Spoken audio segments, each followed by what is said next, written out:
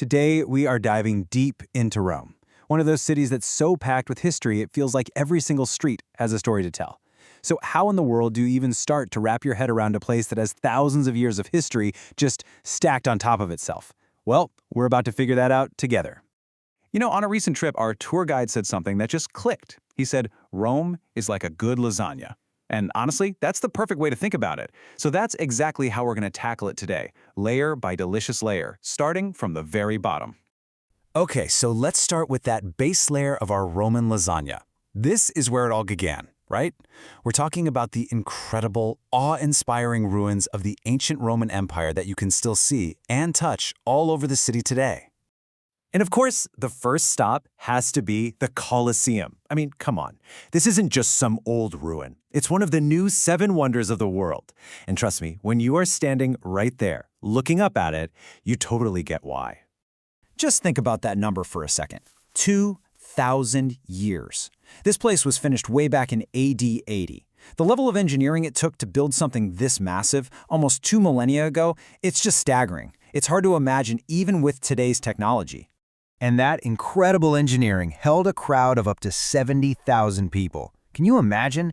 They all packed in here to watch everything from gladiator fights to wild public shows. This place was the absolute heart of Roman entertainment. But the real secret, the real magic, was happening underneath the arena floor. If you ever get the chance, take an underground tour.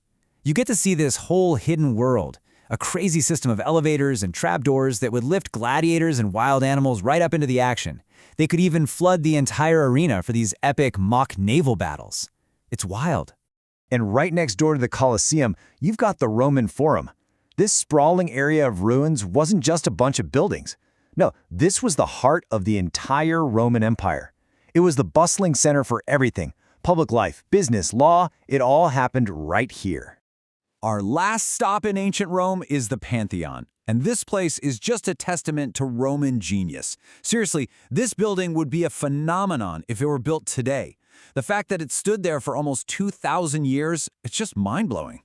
So what's its secret? Perfect design. The dome is massive, but it's exactly as wide as the building is tall, which means a perfect sphere could fit inside. And get this, as they built it higher, they used lighter and lighter materials in the concrete, all the way up to lightweight pumice stone at the top. And the only light source? That famous oculus, a nearly 9-meter-wide hole in the roof, open to the sky. All right, time to add the next layer to our lasagna. We're jumping forward in time to the Renaissance, an era of incredible art and religious power, where popes and geniuses like Michelangelo totally reshaped the city. So, I've got a little riddle for you. What's one of the most incredible sights you can see in Rome that, technically speaking, isn't actually in Italy? Did you guess it? It's Vatican City. It's the smallest independent country in the entire world, a tiny nation tucked right inside of Rome. And of course, it's the most important place in the world for the Catholic faith. And inside its walls, my gosh, the concentration of art is just unbelievable. You have St. Peter's Basilica, topped with a dome designed by Michelangelo. Inside, you'll find his breathtaking Pieta sculpture. And then there's the Sistine Chapel. You've seen the pictures, but nothing prepares you for seeing his ceiling masterpiece in person. It truly leaves you speechless. Now for the top layer of our lasagna, the delicious topping that brings it all together.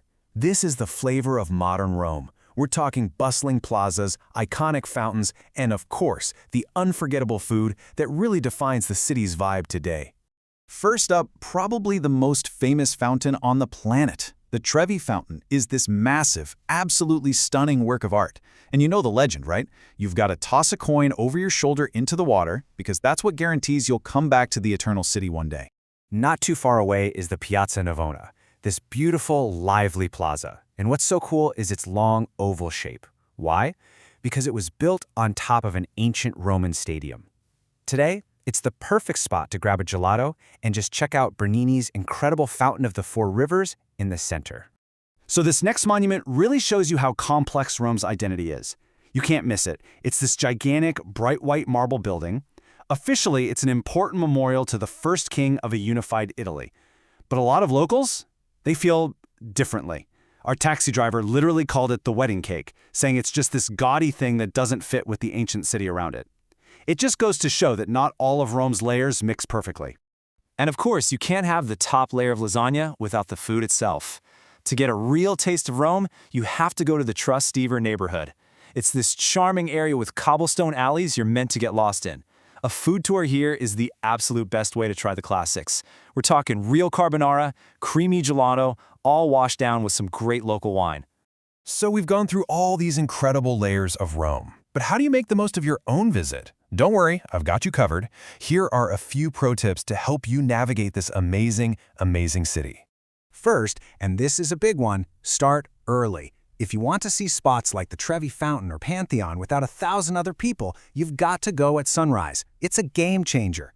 Second, for the huge attractions like the Colosseum and the Vatican, just book a tour. Seriously, you'll skip lines that can literally be hours long. And finally, don't just eat the food, experience it. A food tour is the best way to find those authentic spots you'd never discover on your own. And that's our look at the incredible layers of Rome. We have only just scratched the surface of this city, but hopefully you've gotten a good taste. For more explainers where we peel back the layers on all sorts of fascinating topics, make sure you subscribe. Thanks so much for joining me.